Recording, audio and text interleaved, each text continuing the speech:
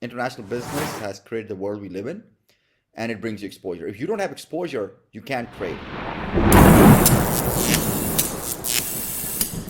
Why is learning about international business important? Maybe a minute or less.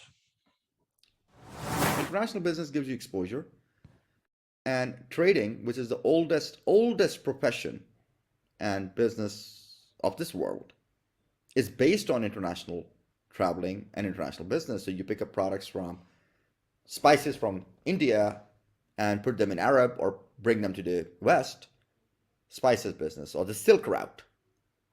It is international business. International business has created the world we live in, and it brings you exposure. If you don't have exposure, you can't trade. You can't create value propositions, right?